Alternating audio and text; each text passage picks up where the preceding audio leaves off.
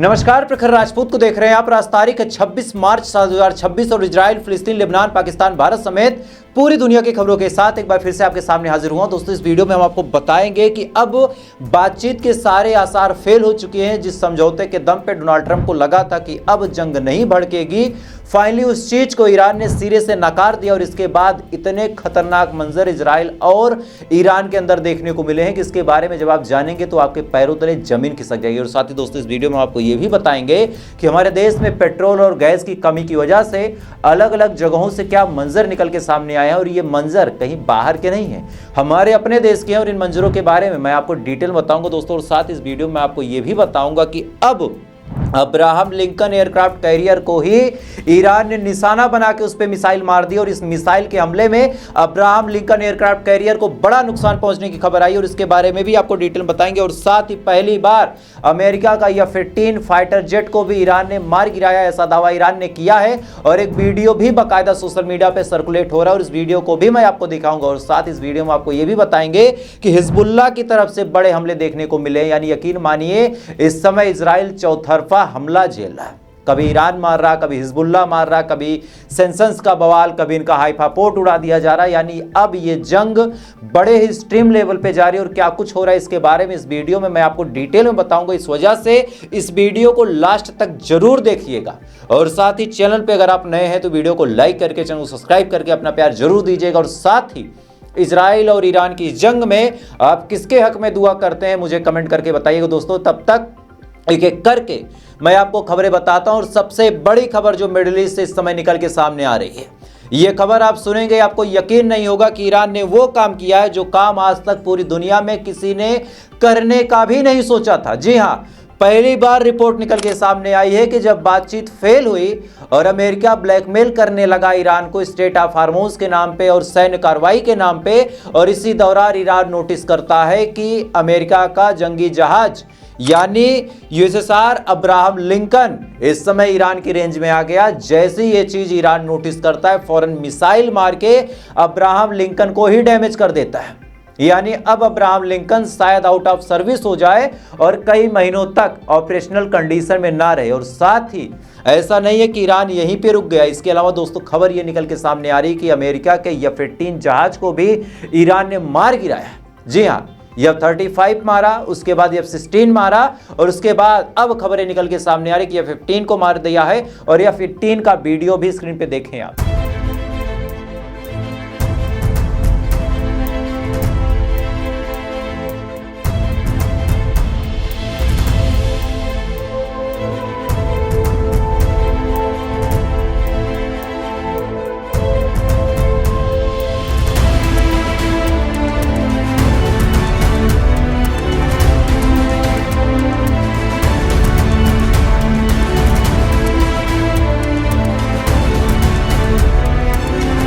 इस वीडियो में दोस्तों आप साफ तौर पे देख सकते हैं कि एक जहाज को मार के गिराया गया। हालांकि इस वीडियो की सत्यापिता मैं नहीं कर सकता, लेकिन हाँ, बड़े बड़े चैनलों पे इसके बारे में चर्चाएं चल रही हैं कि अब अमेरिका का F-15 भी ईरान के हमलों का शिकार हो गया। और ऐसा नहीं है कि ईरान केवल यहीं रुक गया, ईरान ने अपनी 50वीं वेव की एयर स्ट्राइक की है इजराइल के ऊपर और इस एयर स्ट्राइक से इजराइल पूरी तरीके से दोस्तों दहल चुका है। अलग अलग जगहों पे नुकसान की खबरें आ रही है और मैं चाहूंगा कि इन वीडियोस को आप डिटेल में देखें।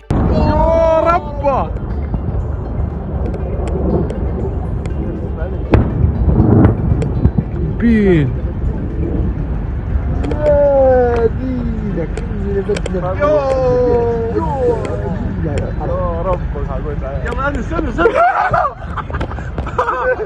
عرب العوين يا الله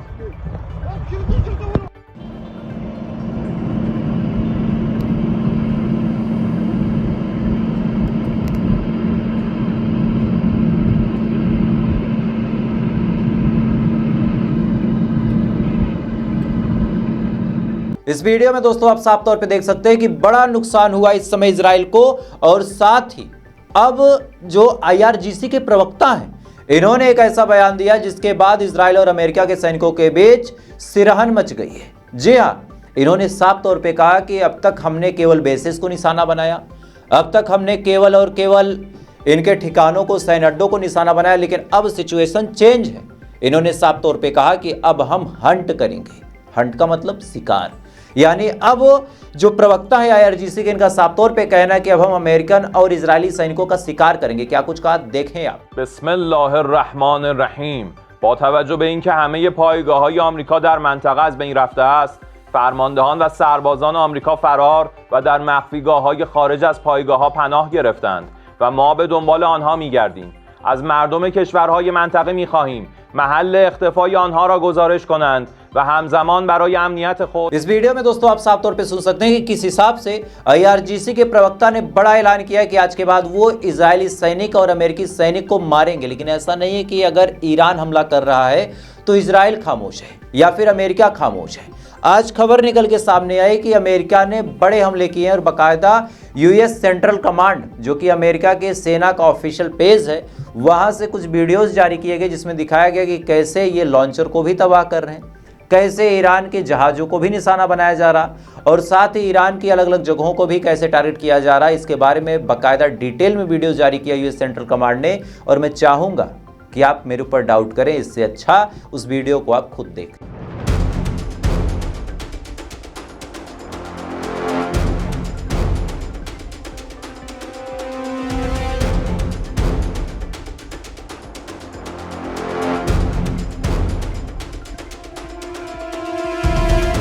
इसके अलावा दोस्तों इजराइल ने भी तेहरान के ऊपर बड़ा अटैक किया और सबसे ताज्जुब की बात यह है कि तेहरान में एक जगह पे एक फैक्ट्री थी जहां पे पनडुब्बियां बनाई जाती थी, यानी सबमरीन बनाई जाती थी, और इस फैक्ट्री को ही खत्म कर दिया, डिस्ट्रॉय कर दिया। और साथ ही तेहरान के अलग अलग इलाकों में बड़ा इंपैक्टफुल हमला इजराइल ने किया और उसकी भी कुछ तस्वीरें निकल के सामने आई। मैं चाहूंगा कि उन तस्वीरों को देखें।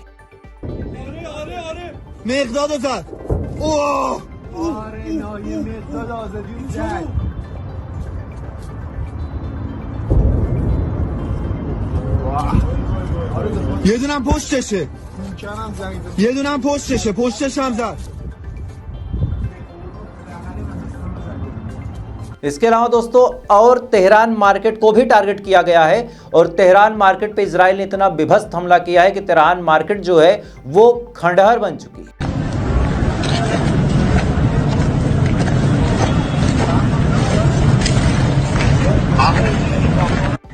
اینجا محل کسب و کار مردم، محل معیشت مردم، این همه ماهی، این همه مرغ،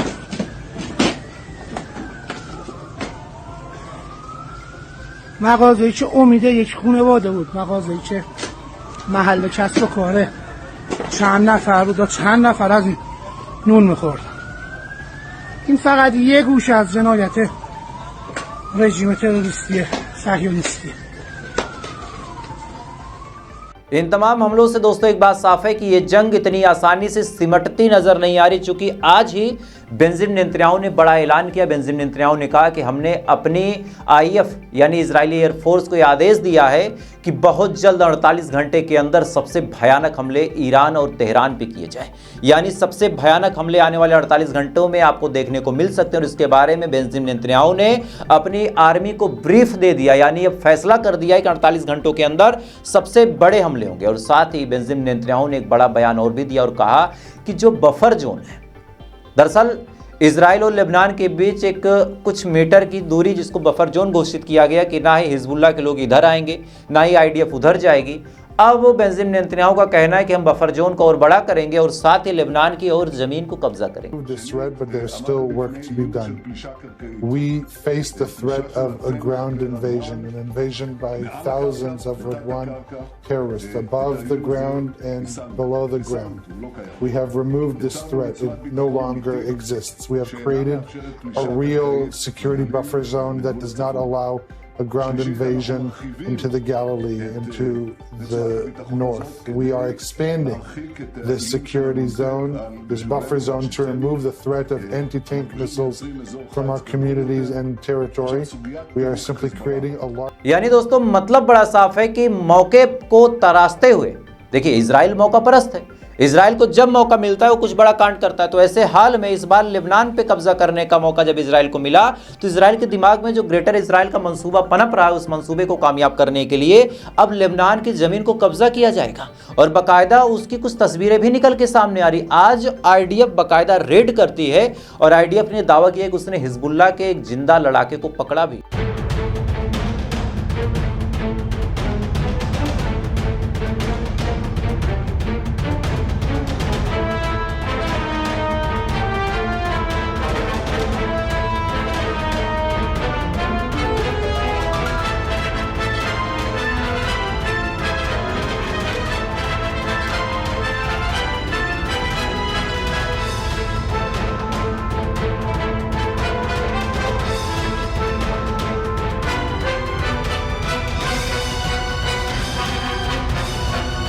इस वीडियो में दोस्तों आप साफ तौर पे देख सकते हैं कि किस हिसाब से हिजबुल्लाह के लड़ाके को पकड़ने का ऐलान आईडीएफ ने किया और इसका मतलब बड़ा साफ है कि आईडीएफ अब लेबनान के अंदर ऑपरेट कर रही। और अगर आईडीएफ लेबनान के अंदर ऑपरेट कर रही तो इसका मतलब बड़ा साफ है कि अब आईडीएफ धीरे धीरे लेबनान के अंदर घुस के लेबनान की भी जमीन को कब्जा कर सकती है। और ऐसे हाल में अब लेबनान की सरकार गजब फंसी है। ये वही सरकार है जो अब तक कह रही थी कि ईरान के डिप्लोमेट और ईरान के जो राजदूत हैं वो लेबनान छोड़ के भाग जाएं, लेबनान छोड़ दें, इजराइल के खिलाफ ये ना बोले। और आज इजराइल ही इनकी जमीन को कब्जा कर रहा, लेकिन लेबनान की जो कठपुतली हुकूमत है वो एक शब्द नहीं बोल रही। और इसी बीच दोस्तों बड़ी अपडेट ये आई है कि लेबनान के ऊपर भी इजराइल ने बड़े अटैक किए। यानी दोस्तों मतलब बड़ा साफ है कि इजराइल अब लेबनान को टारगेट कर चुका है और लेबनान को निशाना बनाते हुए अक्सर बड़े हमले कर रहा है। और ऐसे हाल में लेबनान की सरकार को कायदे से इजराइल के खिलाफ खड़ा होना चाहिए, लेकिन ये सऊदी अरब, पाकिस्तान, इनकी क्या हकीकत, क्या हैसियत है आपको पता ही है। खैर इसी बीच दोस्तों सऊदी अरब की भी हकीकत सामने आ गई है। आज डोनाल्ड ट्रंप ने बातों ही बातों में ये बात बोल दी कि सऊदी अरब ने इस जंग में हमारी बड़ी मदद की है। जी हाँ, डोनाल्ड ट्रंप ने ये बात साफ तौर पे बोली कि सऊदी अरब ने इस जंग में हमारी बड़ी मदद की है और सऊदी अरब की ही मदद से हम इतना आगे बढ़े। क्या कुछ कहा, थोड़ा सा सुने आप। Saudi Arabia. What do you hear with Saudi Arabia? And that he has been encouraging you to do certain things related to Iran. Can you share? Well, he's a warrior. He does. Yeah, he's a warrior. He's fighting with us, by the way. Saudi Arabia has been excellent, and UAE excellent, and I will tell you, Qatar incredible. इस video में दोस्तों आप साफ तौर पे सुन सकते हैं कि कितनी बड़ी बात डोनाल्ड ट्रंप ने यूं ही बोल दी। अब सऊदी अरब इस मामले पे सफाई देता फिर रहा कि यार ऐसा कुछ नहीं, ऐसा कुछ नहीं। लेकिन रिपोर्ट आपके सामने अपनी स्क्रीन पे देख सकते हैं। इसको मैं 2 बार बता चुका हूं, एक बार और बता दे रहा हूं कि सऊदी अरब बाकायदा ग्राउंड लेवल ऑपरेशन में जो अमेरिका ऑपरेशन करने वाला ईरान के अंदर, उसमें शामिल होगा और न केवल शामिल होगा बल्कि अपनी आर्मी भी भेजेगा। यानी मतलब बड़ा साफ है कि सऊदी अरब फिर से अपनी गद्दारी साबित करने में कामयाब हो गया। खैर इसी बीच दोस्तों जहां पूरी दुनिया में जंग हो, जहां पे वो देश लड़ रहे हो जिनके पास पूरी दुनिया का चूल्हा चौका संभालने की जिम्मेदारी हो, चूंकि गैस, तेल, ये तमाम चीजें कहां से आती हैं? अरब से। और जब अरब आपस में लड़ के एक दूसरे का नुकसान कर रहे हैं तो ऐसे हाल में नुकसान हमारा आपका भी है। और कुछ ऐसी तस्वीरें, कुछ ऐसी वीडियोस निकल के सामने आती हैं जिनको देखने के बाद दिमाग में बस एक ही सवाल आता है यार कि सवाल पूछें किससे। आमतौर पे कोई मुद्दा होता है तो हम सरकार को घेर देते हैं और कहते हैं कि मोदी की गलती है, लेकिन जब सप्लाई देने वाला ही अब सप्लाई देने में असमर्थ है तो फिर आदमी क्या करेगा। खबरें निकल के सामने है। सबसे पहले मध्य प्रदेश के देवास का वीडियो देखिए। यहां पे तेल लेने के चक्कर में 2 लोग आपस में मारपीट कर बैठते।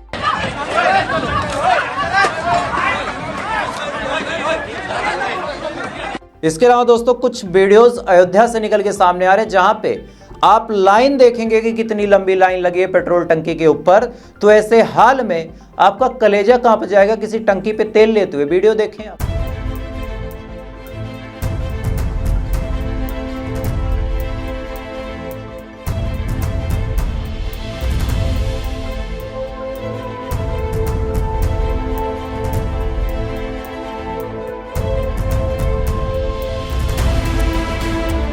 इसके अलावा दोस्तों एक वीडियो इंदौर से निकल के सामने आ रहा है जहां पे तेल के लिए मारामारी देखने को मिली। रात को 11 बजे पागलों की तरह